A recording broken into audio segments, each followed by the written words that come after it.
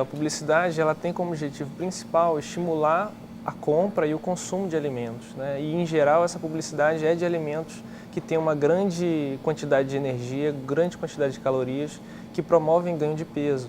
Então, a publicidade, o objetivo dela principal é esse, é fazer com que as pessoas comprem mais, né, de qualquer coisa. E no caso de alimentos, as pessoas vão comprar e comer mais alimentos e a gente, para prevenir a obesidade, na verdade, a gente precisa controlar um pouco esse consumo, não precisa consumir demais determinados alimentos. Então, de fato, a publicidade ela vai provocar esse super consumo de alimentos e vai levar ao desenvolvimento de obesidade, né? Tanto para crianças quanto para adultos. A indústria, o marketing utiliza, a gente poderia resumir em 3 grandes estratégias, né? Uma delas é a publicidade, quer dizer, o estímulo por meio das propagandas, por exemplo. O outro é a promoção ou o estímulo por meio de associação com, por exemplo, brindes, brinquedos, ou associação por alguma promoção. A outra forma também é o posicionamento dos produtos, né? Então, a forma ou como esses produtos são posicionados no supermercado, por exemplo, para estimular que as pessoas comprem esses produtos. Muitas vezes, por exemplo, os fabricantes dos produtos, eles pagam ou eles oferecem ao supermercado em troca de um benefício de posicionar melhor esses produtos no supermercado. Então, por exemplo, posicionam seus produtos na frente da loja ou ao redor da fila do caixa, justamente para que as pessoas se sintam mais tentadas a comprar esse produto. Então, a forma como o produto é posicionado no supermercado ou no ambiente de um modo geral, ele também estimula a compra. Por mais que às vezes você não queira comprar, você é super estimulado a comprar aquele produto só pelo posicionamento dele. Um outro fator também que influencia é o próprio rótulo do produto, né? Então, por exemplo, quando você coloca um personagem infantil no rótulo de um produto, de um biscoito, por exemplo, a criança às vezes nem está interessada no biscoito, muitas vezes ela não tem interesse no biscoito, mas ela é aficionada por aquele personagem infantil, então ela quer comprar o biscoito porque é o biscoito daquele personagem, daquele desenho que ela gosta. E isso, a mesma coisa com os brinquedos, né? Às vezes ela quer ir numa lanchonete, não porque ela gosta do alimento que está ali, mas porque comprando aquele lanche ela vai ganhar um brinquedo, né? Então ela está interessada no brinquedo, naquele personagem que é do mundo da fantasia dela. Então, para a criança se utiliza muito esses personagens.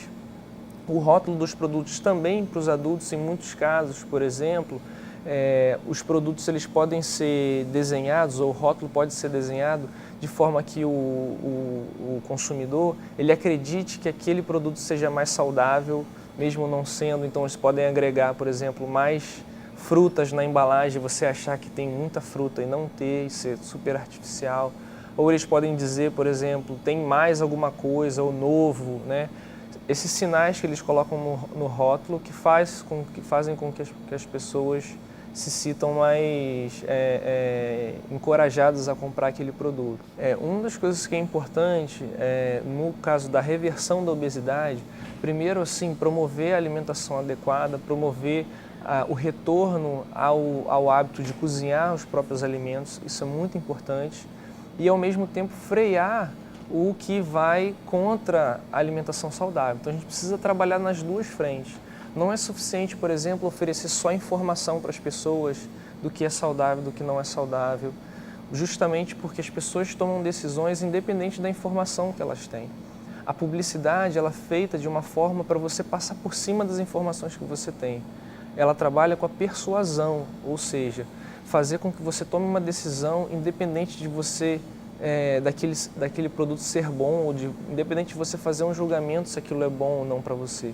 Quando você vê uma publicidade de um alimento desenhado e projetado de uma forma muito interessante, você começa a salivar, você começa a desejar aquele alimento, independente de você achar que ele é bom para você ou não. Então a informação é importante, mas a gente precisa também frear esse estímulo do lado contrário, que vai contra, né, a alimentação saudável. Então, do ponto de vista da promoção da alimentação saudável, acho que é muito importante resgatar o hábito de cozinhar, de preparar os alimentos, de comprar alimentos frescos, né? Então, uma coisa que eu costumo sempre ressaltar, e no Brasil a gente ainda tem essa oportunidade, quer dizer, a maior parte da comida que a gente come é comida de verdade, não são coisas empacotadas ou dentro de garrafas, como é o caso de outros países como os Estados Unidos, a Inglaterra. Então a gente precisa valorizar a nossa alimentação tradicional.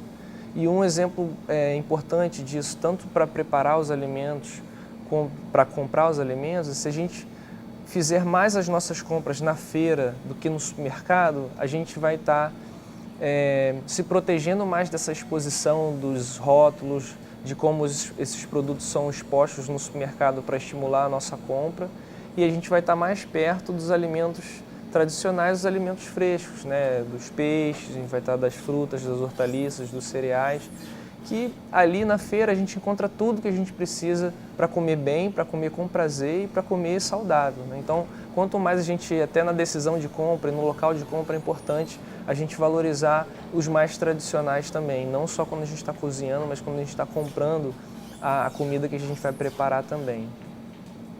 E em relação às estratégias, quais são as estratégias que são importantes para a gente frear esse avanço dos alimentos processados e ultraprocessados, dos alimentos industrializados na alimentação do brasileiro?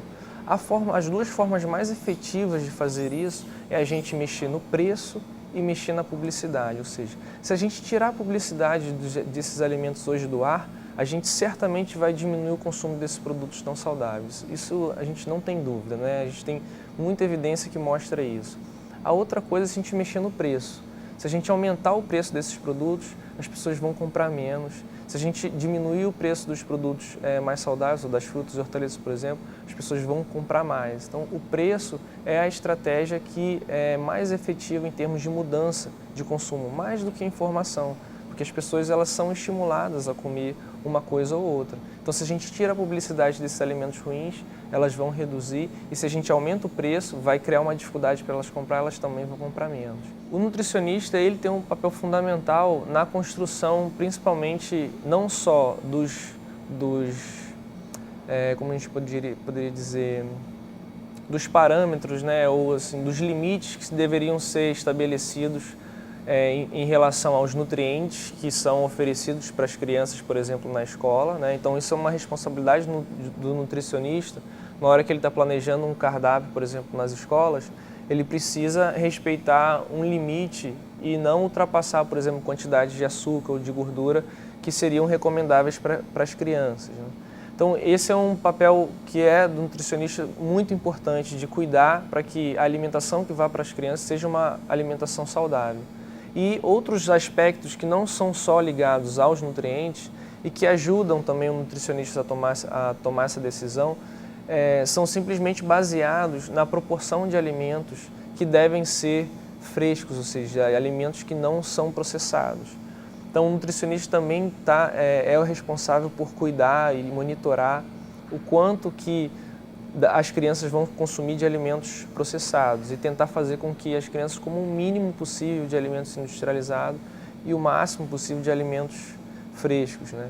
E além disso, cuidar da questão cultural, da questão da diversidade étnica, cultural, da agrobiodiversidade alimentar brasileira. Então ele precisa, como a gente tem um Brasil imenso e diverso em termos de cultura alimentar, em termos de etnias e agrobiodiversidade, ele precisa respeitar e valorizar ao máximo isso, né? A boa parte dos nossos problemas relacionados à nutrição, eles têm a solução na nossa variedade de alimentos, né?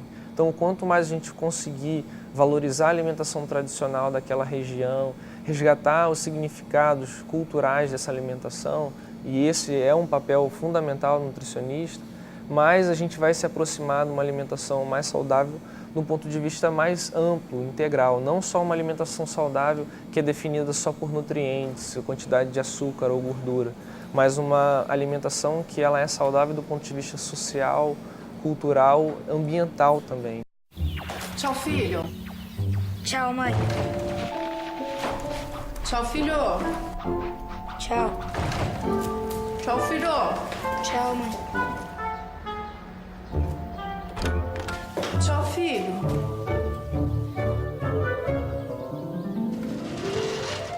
Nescau com Active Go tem a energia que seu filho precisa todos os dias.